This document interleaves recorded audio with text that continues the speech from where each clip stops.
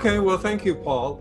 It's an honor today to host the two co-chairs of the U.S.-China Working Group of the U.S. House of Representatives, Democratic Representative Rick Larsen and Republican Representative Darin LaHood. So we're so fortunate to be able to talk with both of you today, and I'm sure that we'll all enjoy this wonderful case of bipartisan comity here and an excellent dialogue. Thank you to both of you very much. Let me introduce our two guests and then follow up with a couple comments, and then Darin and Rick will turn it over to you if you'd like to open with a statement, and then we could have a bit of a discussion. So first, let me introduce Darin. Darin serves as the representative of the 18th District of Illinois, and he's been in the position for some 6 years. Prior to that, he was in the Illinois State Senate, and he served as a federal prosecutor and the assistant United States attorney in Las Vegas, Nevada. And Darin, I bet you got a lot of stories from that job, but we'll get to that another time. Importantly, Darin also serves on the House Ways and Means Committee and is very knowledgeable and responsible indeed for U.S.-China, for trade policy overall from the House side. Rick, thank you also for joining us. Rick represents the 2nd Congressional District of Washington State, and Rick serves on the House Transportation and Infrastructure Committee, and importantly, the House Armed Services Committee. Rick is the chair and the most senior Democratic member of the Aviation Subcommittee. And so, Rick, we honor your service as well. And to the both of you, we thank you for co-chairing the U.S.-China Working Group. And we're very, very grateful for your leadership, particularly at this, what I think I could fairly say is a difficult time in U.S.-China relations. So today we have some 400 companies joining us. And I have to say all of them are concerned. Some of the president's comments recently on the subject of China are very strong. He has discussed forbidding American companies that do business in China from winning federal contracts. And I think, I won't quote him, but I think it's fair to say that China is an animating feature of certainly our presidential election and probably beyond that as well. There are strong rumors that perhaps even today, that customs might issue a withhold release order on Chinese cotton and apparel and textiles. China produces 17% of the world's cotton. And so that might have a dramatic effect on clothing and other retail and other industries. We're interested to see what the Department of Commerce will announce with TikTok and WeChat. There's rumors that Shanghai, the Semiconductor Manufacturing Corporation of China might be put on the entities list. Today, Politico is announcing that there might be an October surprise with the White House withdrawing from the Phase 1 agreement. And I think that we would all have to recognize that that's within the realm of possibility. So, I don't want to be paranoid, but it does seem like a lot of difficult information to take in a short period of time. So let me ask both of you your just general views on the bilateral relationship and any advice that you might have to companies who depend on this relationship. I'll turn it over to you. Thank you. Darin, you want to start? Sure. Well, first of all, let me just thank you, Craig and Paul, and the U.S.-China Business Council for this in the U.S.-China series. And it's great to be with my good friend, Rick Larsen, co-chair of the U.S.-China Working Group. And obviously, Craig, you hit on a lot of topics that are front and center with the business community and in Congress and on a lot of people's minds as we look at the U.S.-China relationship and where things are at. And I would say we're in some uncharted territory, some uncharted water in terms of where we're at. And of course, many of these issues you talked about were front and center before COVID. And I think it's been exacerbated because of COVID and what's transpired with COVID. The origins of the virus, the lack of transparency on behalf of the Chinese, arguably some deceitfulness there, the World Health Organization. That has all, caused many members of Congress to be focused on China. I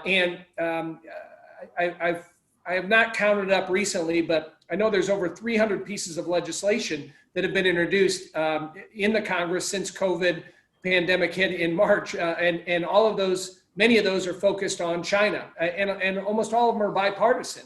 Everything from bringing back supply chains to holding China accountable, to looking at, almost going to a Cold War mentality. And many of our colleagues, that's kind of the default position. It's kind of the knee-jerk reaction is we need to, treat them as a Cold War adversary. Of course, as you referenced too, Craig, we have the phase 1 deal that is currently in place, went into effect in February of 2020. And there are commitments and obligations the Chinese have in terms of buying products. And I represent a district where it's the 8th largest in terms of corn and soybean production. And so our farmers are relying on that $60 billion worth of ag purchases that will happen hopefully between now and the end of the year. And a lot of other products that will be purchased in the energy sector and other sectors too. So it's a quandary that obviously I'm not supportive of ripping up phase 1. I think that would be a mistake. But I know there are plenty within the administration and others that think that's ought to be the approach we take. But clearly, this adversarial relationship with China is going to cause legislators and the administration to look at things differently. One area that I would also highlight, Craig, is there's a lot of talk about bringing back supply chains because of COVID. I think there's a recognition there was a vulnerability when COVID hit in March, April, May, that we relied on the Chinese for PPE, for many of our generic drugs and our pharmaceuticals and our medical supplies. And so there is a bipartisan approach in Congress to figure out how we change that vulnerability so that never happens again. And so the Senate, the latest Senate relief package has incentives in there on bringing back those supply chains, on how you incentivize companies and businesses. But that leads to the broader discussion on, of course, decoupling, which we've heard the president talk about extensively, Buy America provisions. I mean, these are front and center now with many policymakers, both in the administration and in Congress, on how we grapple with that and how we move forward. So, those are things that I think we'll continue to have to deal with. I don't obviously think between now and the election we're going to have much of a legislative opportunity to address these things, but it clearly is going to be top of mind with many lawmakers moving forward, and lots of issues related to national security with the Uyghurs in Hong Kong, and so all of these topics continue to be a focus. And obviously Rick and I on our working group, we try to be engaged with the members that are part of our working group in a bipartisan way. And we'll continue to do that moving forward. So with that, I'll turn it over to my co-chair, Rick. Thanks, Darin. And I know this is a working lunch, but I guess for me, it's a working post-breakfast. So out here in the Pacific Northwest. So it's a great pleasure to be here, but it's okay. I've been up since 5 a.m. So no problem at all. But thanks so much for the chance to be part of this and to say hello to folks and give you some insight. Craig introduced us and said that what advice would we have for businesses? Just to be clear, as a member of Congress, I'm not paid to give advice to businesses. I'm paid to represent the folks in my district and and such. So whatever I say, take out your grain of salt as well, and apply that to what I say as a member of Congress. I can give you some perspective on how I see things, and I'll do that. And I'll start with where I usually start, and that's sort of describing how I categorize members of Congress when it comes to China. I used to put it in terms of hawks, national security hawks, economic hawks, and human rights hawks. I think these days there are the punishers, the decouplers, and the salvagers. The punishers are folks trying to find ways to use U.S. policy to punish China for whatever reason, good, bad, or indifferent. There are the decouplers; those are focused on economics, and that gets into supply chain issues. And then I think there are the salvagers, which maybe are the minority, people like Darin, LaHood, and me, folks who are trying to salvage what we can in a set of relationships that we need to have between the United States and China on any number of issues. And it doesn't mean that there isn't a competition. It doesn't mean that there aren't areas where the U.S. has to stand up for what have been longstanding tenets of our foreign policy on human rights and democracy promotion and open markets and transparency. But I think it does mean that there is a reality to the fact that the two largest economies in the world, the two largest emitters of CO2 in the world, the two largest players with interest in Northeast Asia, along with Japan and South Korea, have interest in North Korea. So it doesn't mean that those kinds of things are thrown aside. It means we have to find ways to cooperate on areas of interest as well. And I think that gets lost in the debate in Congress, in the House and the Senate.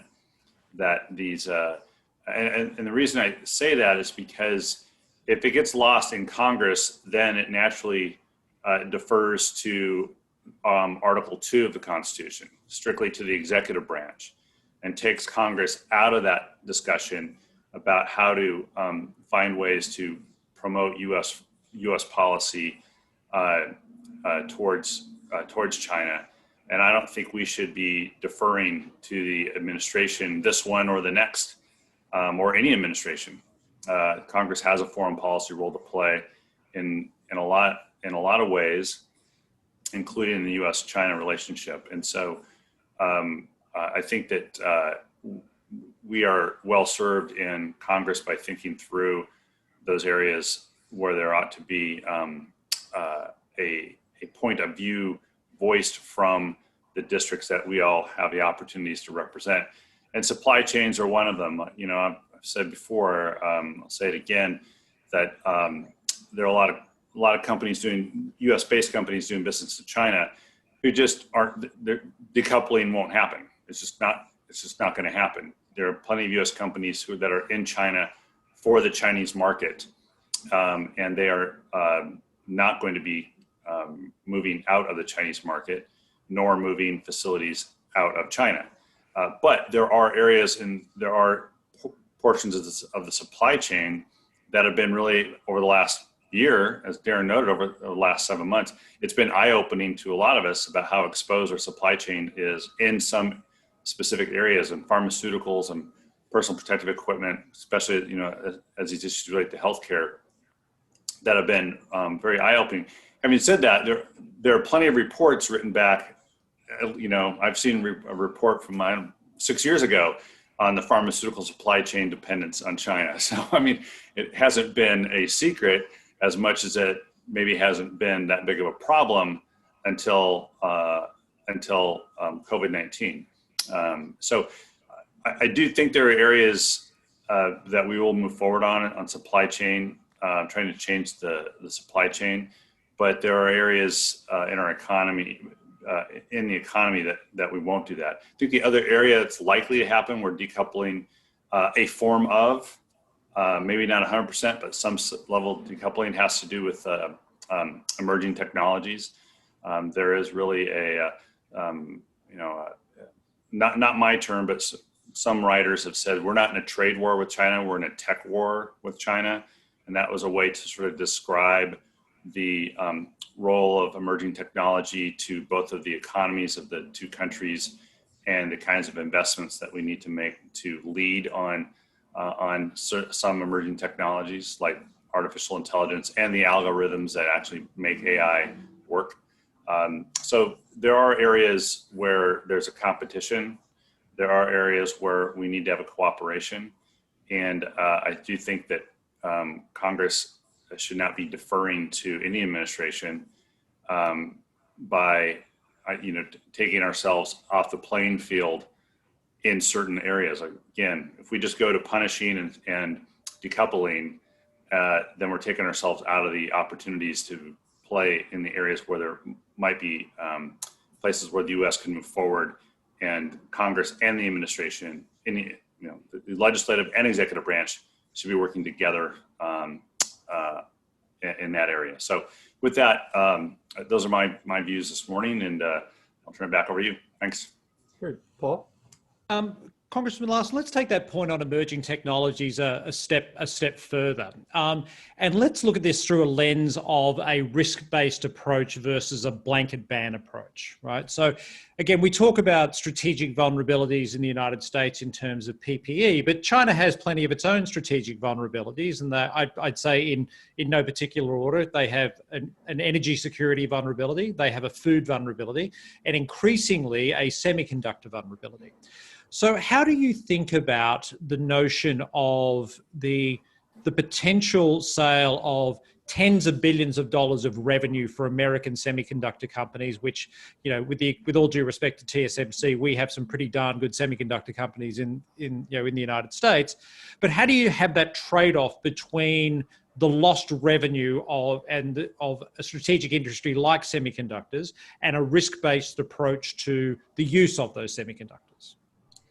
Well, can I point out a few more vulnerabilities that China has? And this is not piling on China necessarily this morning, but they also have a demographic vulnerability, which is strategic. They have a local and provincial debt vulnerability, which could be a strategic vulnerability as well. And they don't seem to be doing much to address those, which, it's not up to me.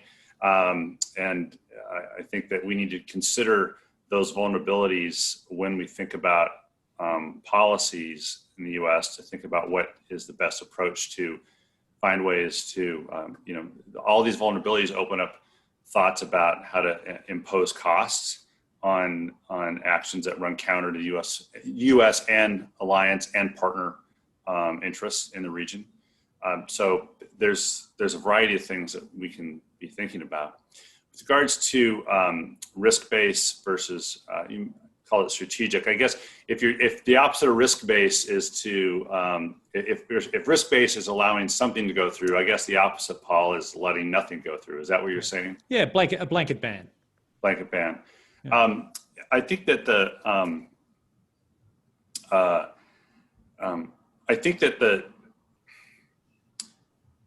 the U.S.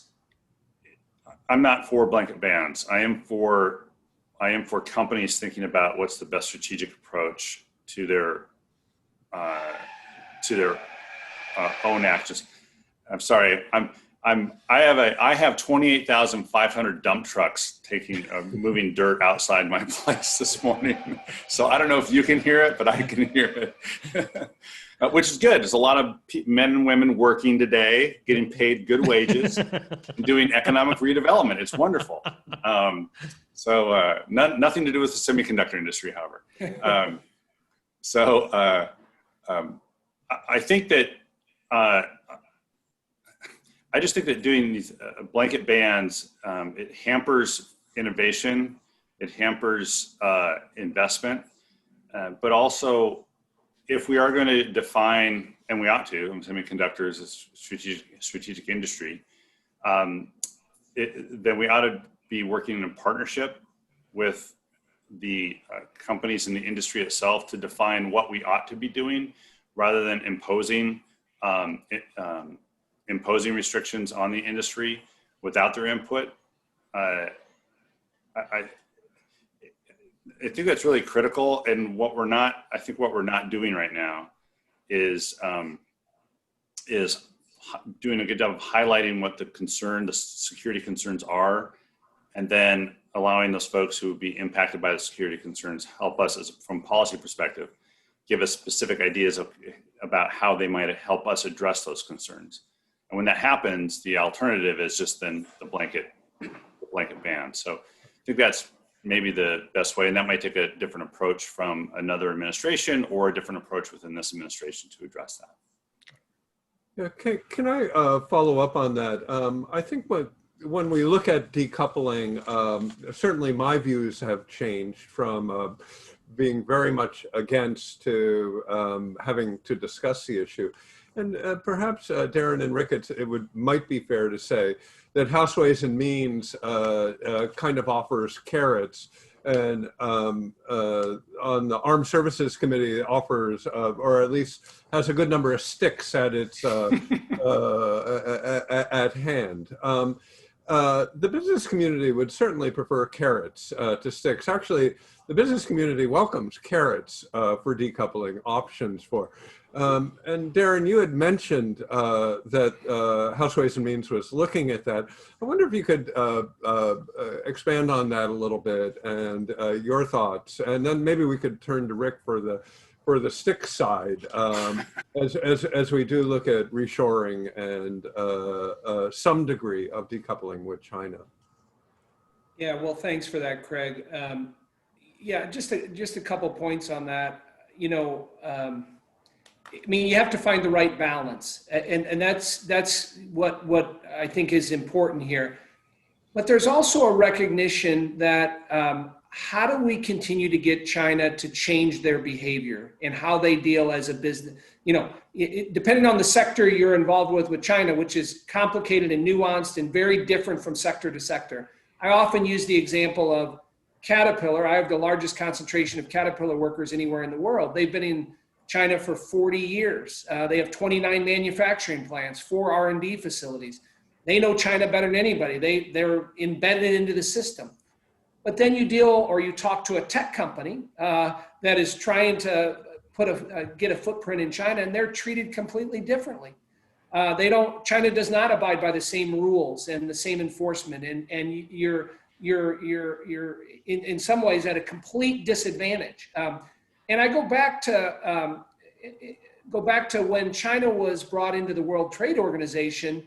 You know, I wasn't in Congress then, but the thought was bring them in, and they're gonna westernize, they're gonna modernize, they're gonna adapt to the global system, economic system, and clearly that hasn't happened in many sectors. And whether you want to point to semiconductors and intellectual property or technology is clearly one of those.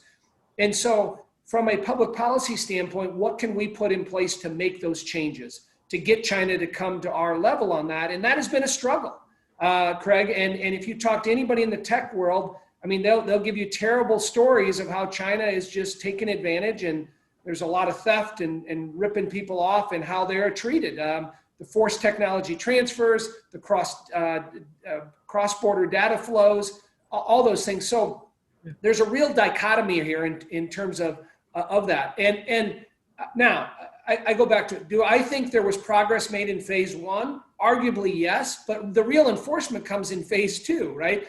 That's where we get China to make those changes and get them to come along. And there are many, as you described, carrots that are in there and other things that are in there. On the Ways and Means Committee, you're correct. Obviously, we have jurisdiction over trade, and we've tried to do that. We worked with Ambassador Lighthizer on the phase 1 deal. That didn't need congressional approval, but obviously we weighed in, both Republicans and Democrats, on that. So a lot of what we'll see is, are they going to comply with their obligations in phase 1? There's, as I mentioned at the beginning, they have a lot of things that they have to come through on contractually between now and the end of the year. I would say they're making steady progress, but the devil is always in the details in their compliance and how they do that. And so, you know, China always complains about, well, and they've complained over the last couple of years about the tariff war. And I would just say, I'm not a fan of tariffs. Tariffs are taxes. They're taxes on businesses and consumers. But this administration has used tariffs arguably to get China to come to the table. China does not want to be in a trade war. They do not want tariffs in place. And so how do we use mechanisms like that, or maybe others, to get them to comply and change their behavior? And we've tried to do that on the Ways and Means Committee with IP and a number of different areas that continue to be the focus. I'm the co-chair of the Digital Trade Caucus with my colleague Susan Delbenny, and we're always looking for ways to try to incentivize the Chinese to change their behavior on that. And so anyway, those are my comments. Yeah, Rick, you have some constituents who know a little bit about digital as well. I do. Some of the, Darin mentioned Susan Delbenny, who's my colleague here in Washington State, and she has the district. It's mainly home of Microsoft and the Google headquarters of the.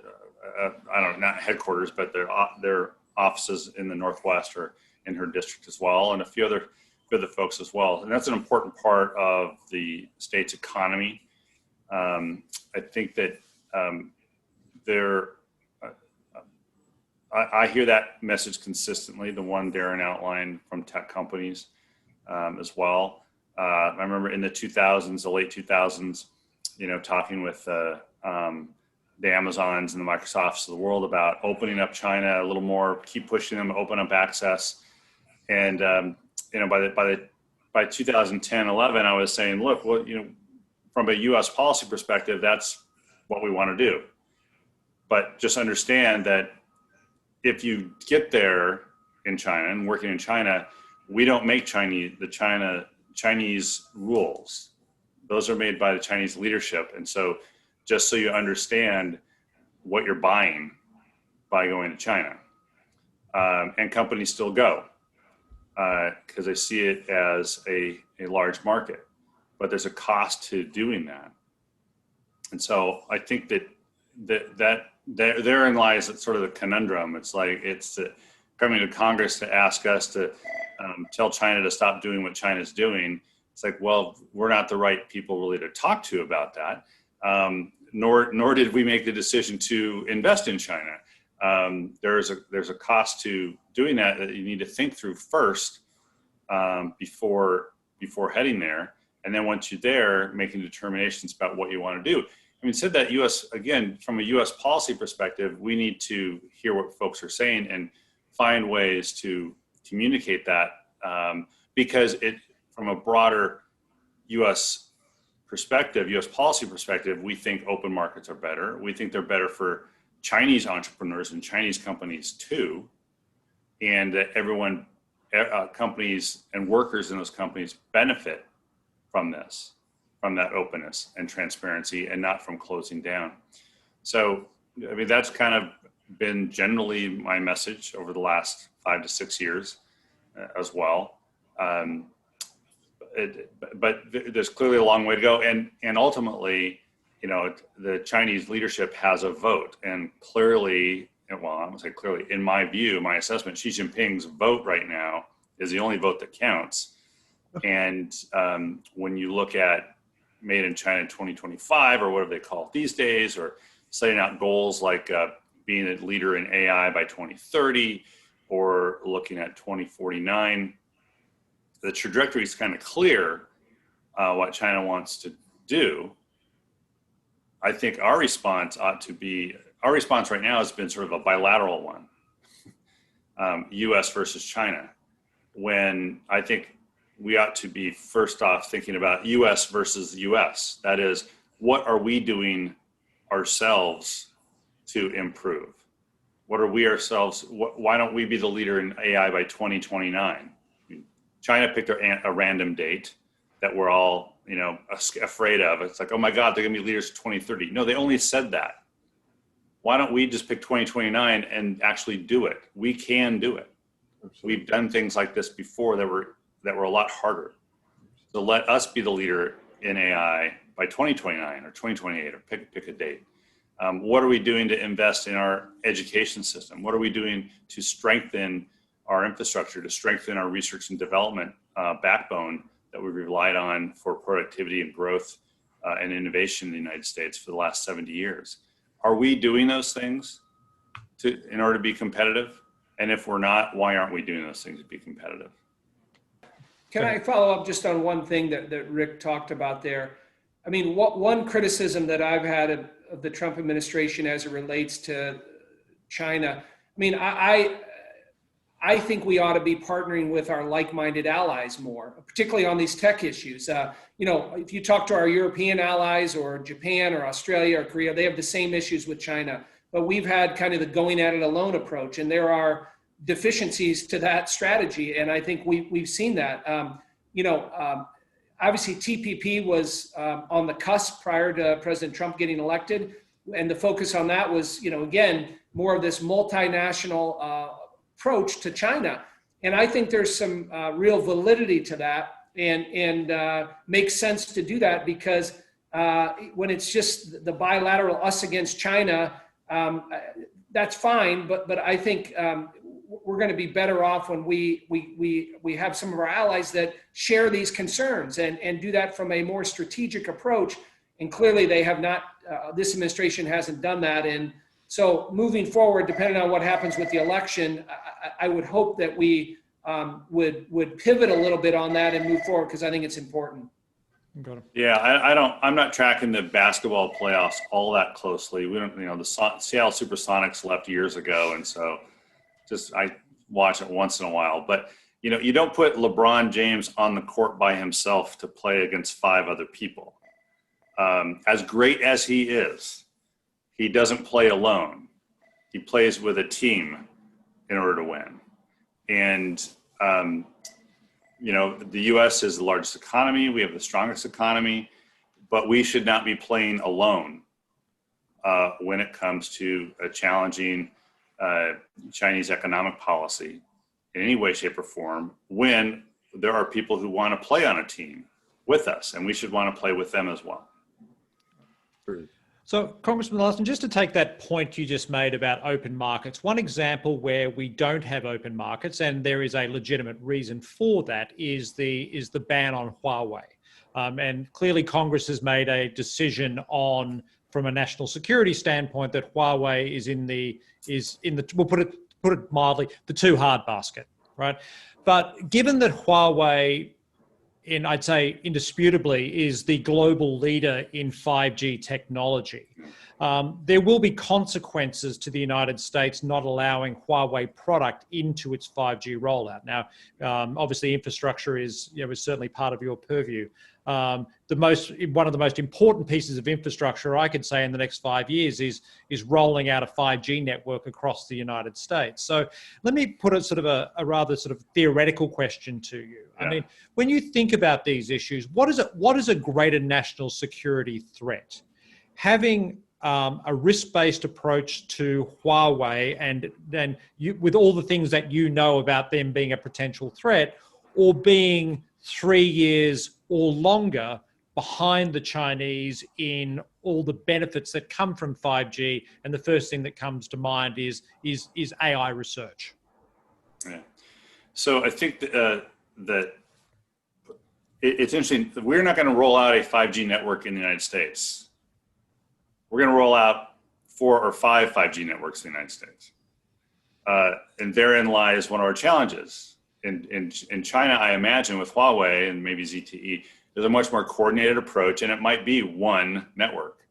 The challenge that we've had in the United States, and this is not to say anything against any of the telecoms or the providers at all, it's just that we have competitors rolling out 5G networks, and that's the system we rely on, a market-based system to roll out and be competitive. But in order to do that, it means we are giving up some things, and one of those things we're giving up is the ability, from a U.S. national government policy perspective, to ensure that there's, one, a coordinated network, and second, that the security of that network is maybe it wouldn't necessarily fall. It wouldn't necessarily meet a national security standard, if you will. I'll put it that way. And so we've had this discussion in the Armed Services Committee, and there's language in the Armed Services Bill on a couple of things with regards to 5G. One is thinking about how to develop and roll out a 5G network that the Department of Defense itself can rely on from a national security perspective. Second thing we did is roll into the defense bill the language from Representative Mike Doyle from Pennsylvania and the 5G bill that they developed in the Energy and Commerce Committee as well. The third element this is in the defense bill. I don't know why this is in the defense bill, but maybe because it's presumably the bill it's going to be moving. It's some requirements that this administration and subsequent administrations be much more active, have much more clear policy and guidance about being involved in the standard setting that takes place in not just 5G development and AI development and so on, but the software and hardware development, the component development of those, the standards that apply to the component development that go into the hardware that makes 5G work, or the software that makes 5G work.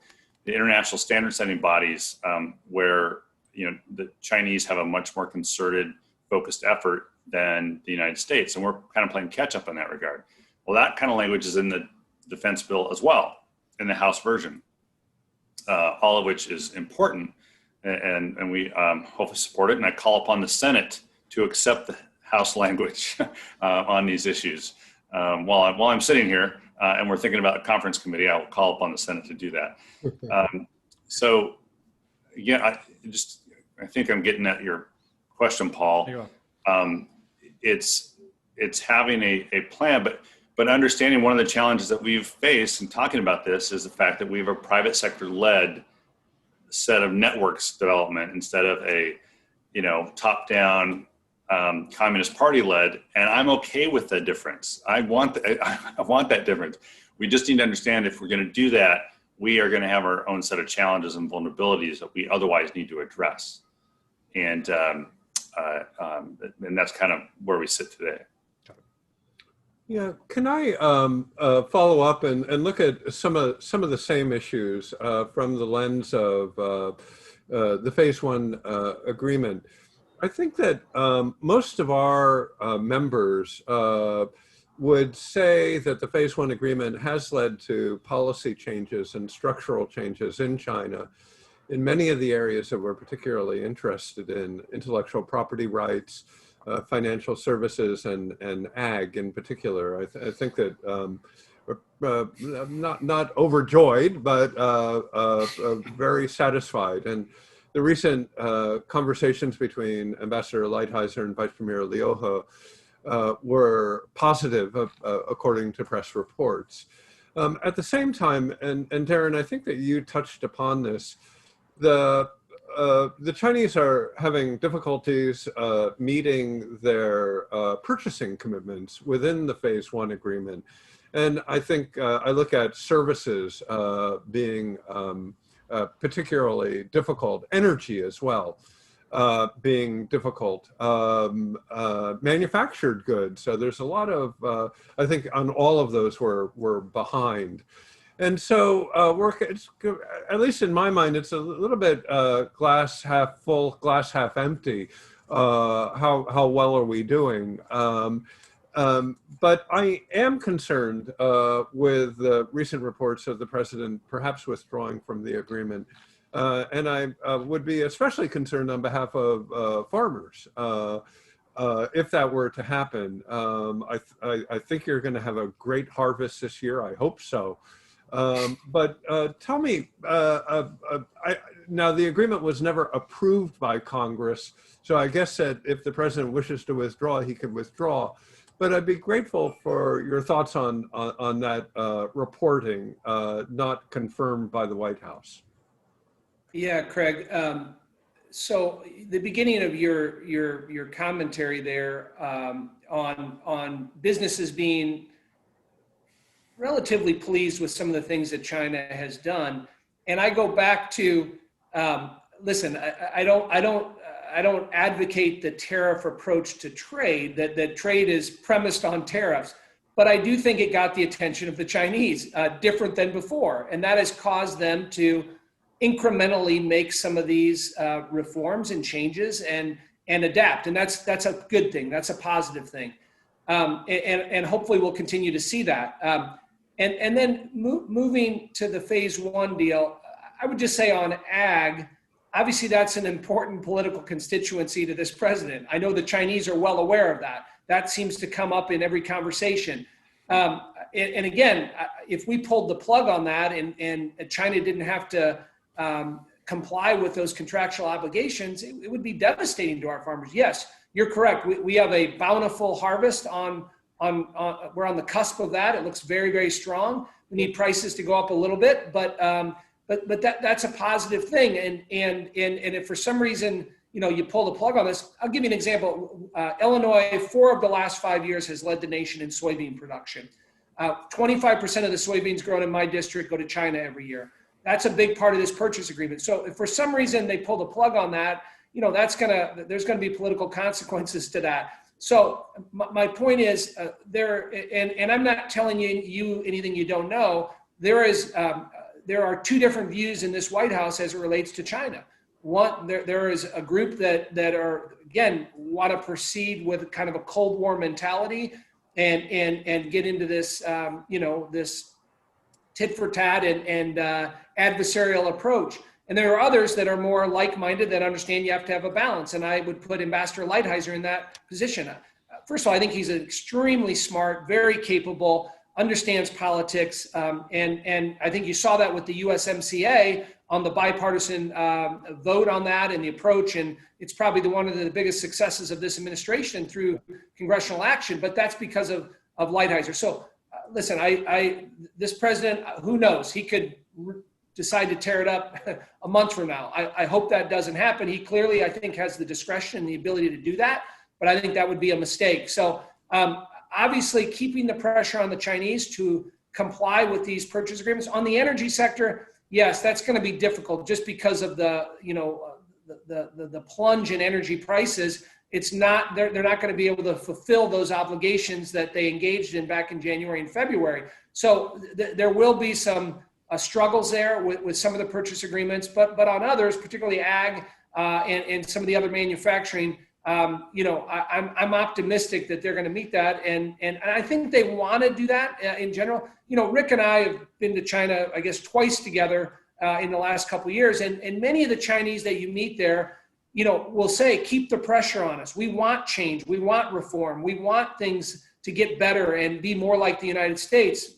Obviously, that's not shared by everybody there, but I think there is much more to gain by staying on track with phase one and phase two than to rip it up.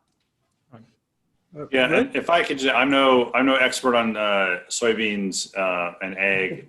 We do a lot of small ball agriculture in my district, and still quite a bit. So if you need dairy or berries or potatoes, I can help you out. But I was just looking, Craig, at the article that you pointed out about the October surprise and things, and I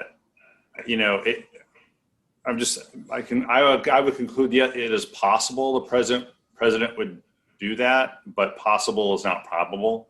Yeah. It's possible means it could or it couldn't happen. That's a 50-50, but really doesn't help us understand the probability.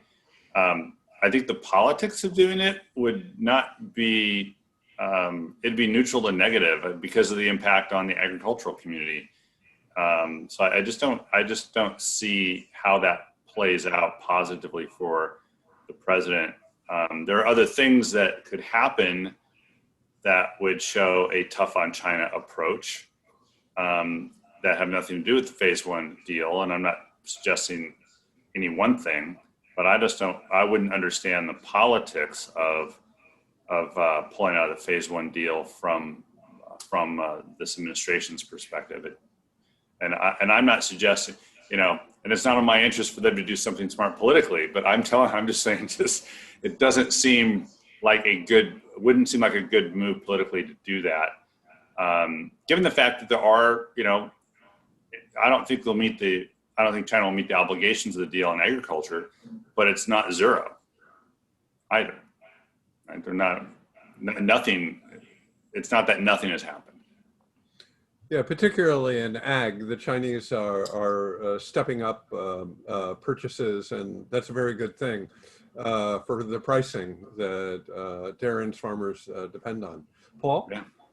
So, gentlemen, if you were to look at a bunch of the local chambers of commerce, and there's, Congressman Larsen, we work closely with the Washington State China Relations Council, and they are a wonderful 40-year-old advocacy group for bilateral investment between China and the Northwest. And it's the single oldest state-based China Relations Council in the country. I think they just had their 50th anniversary, if I'm correct. So if you were to ask any of these regional chambers of commerce, they want Chinese investment. They would love to have Chinese capital, Chinese know-how coming to their regions across a slew of sectors. Clearly, with every company today being a data company, there's grounds for CFIUS, for example, to shoot down any acquisition or investment based on data privacy and security measures. What do we tell the regional chambers of commerce who are looking to do more and more business with China on a daily basis because of purely because of the economic development it brings to different regions across the country? Well, I'm going to be. I'll probably get a thank you note from Brad Smith, the president of Microsoft, for this answer, because Brad's book on this set of issues is a good read. It's a little bit of his autobiography of his experience in the world of data since he started at Microsoft, and one of his conclusions is that we need to do. I'll use my terminology. Sort of have an alliance of democratic data, if you will. That is, when you're looking at a country of China, with 1.4 billion people, and a lot of those folks are wired or connected, you develop a lot of data, and that data becomes, as I think Brad calls it, it's either the carburetor or the catalytic converter, of the automobile era. That data sort of becomes the instigator of economic growth in the data age. And if we can't get access, if our companies can't get access to that data because of restrictions in China, then how do you develop that amount of data from users who aren't in China? And his argument is that, basically to create an international consortium, if you will, where data that's developed from tech use in countries that are trusted countries then becomes available as much as data developed in China is unavailable. And the data then drives the innovation, the economic growth, the uses, the ideas of the future. It's a compelling idea and something we need to, I do think, to consider. The flip side of that is the concerns that we have about the use of data by the Chinese government, and the deliberate use of that data for surveillance, the deliberate use of that data for punishment, for incarceration, for further oppression and suppression. And you see that concern play out on the floor of Congress when you see bills on Xinjiang and Hong Kong that have strong bipartisan support, regardless if you're a punisher, decoupler, or salvager. These bills have strong bipartisan support because the Chinese government policy is frankly offensive to values of human rights and democracy promotion. So Brad, you're welcome. Yeah, Rick, I don't know if you noticed, but Wang Yi just gave a very important speech on Tuesday, the state counselor and foreign minister, exactly on this subject, proposing a global discussion on data management, cross-border data flows, data security, privacy. I bet he did. Yeah. And I think that look, before you go any further, Craig, look, Darin and I are going to try to get back to China if we're allowed to go. If we're allowed to go, like if we're allowed to leave the United States, and second, if we're allowed to go into China.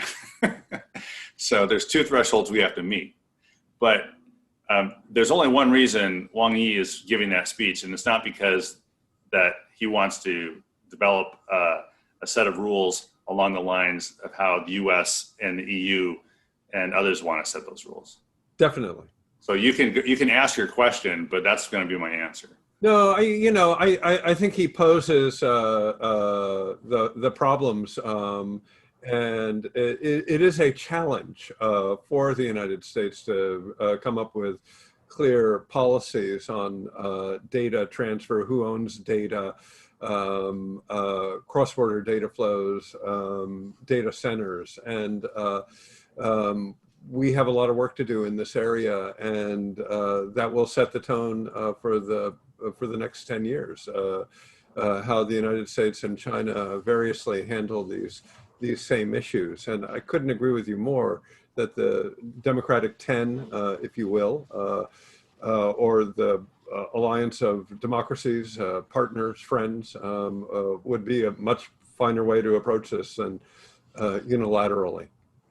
Yeah, I don't think a bilateral approach is going to work. I think we need to have a consistent. We're going to, even among our friends, we'll disagree on some things, as we do on, if you look at EU data privacy laws versus in the United States, we're going to differ on something. But I'd rather differ with the EU on things and be able to work those out first. Gentlemen, I know we're getting to the end of our time, but we'll get you out of here on this. What do you tell companies, constituents who are worried about the relationship with China, but obviously for national security reasons kept in the dark of a lot of the rationale behind policy? What do you tell people who are investing in China or have vested interest in China about that? Well, Paul, I mean, obviously, China, continues to engage in things that they shouldn't. I mean, over the last couple of months here, I think we've all seen the terrible images that have come out of Xinjiang with the pictures of the Uyghurs. I mean, it looks like something out of Nazi Germany from World War II, where they have them lined up on a platform and the drone pictures of that. And so when you see stuff like that in what China's engaged in, I mean, you really causes you to just be appalled by that. Now, that's more on human rights, but on the national security issue, I mean, Rick alluded to it earlier. I mean, the level of surveillance and the level of monitoring and the control of data of individuals is like nothing else in the world. And now they are marketing that to many third world countries and dictators and regimes around the world. And that's real, and that's part of who they are. And so you have this dichotomy where you talk to many of the Chinese that want engagement and want dialogue and want to be more like the US, but then you have this whole other side of Xi Jinping and his apparatus that are completely adversarial to what freedom and democracy, not in the US, but around the world, stand for. And I think that's a real difference here. And again, I go back to what we thought China would transition to in terms of more of a democracy and more westernized, and maybe they've done that economically in some areas, and they've clearly benefited with a middle class that's arguably 400 or 500 million now.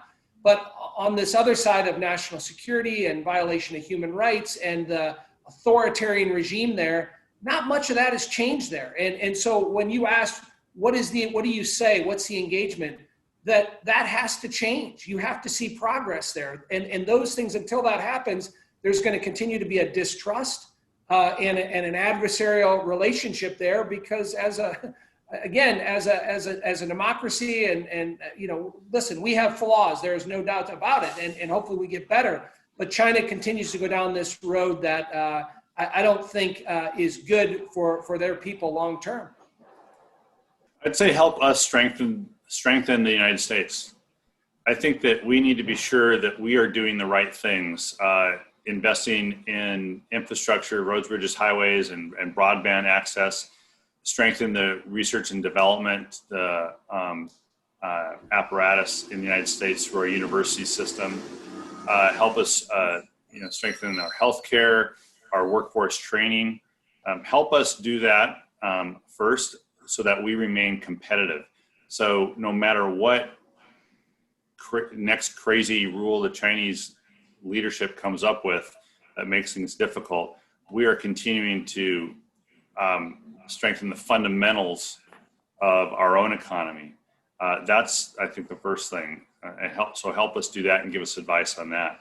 Second, give us advice on, and because going back to what Craig said at the beginning, what advice would you give to businesses? My advice would be to give me advice. Otherwise, we're going to make policy you really don't like, because we're not experts. We're members of Congress.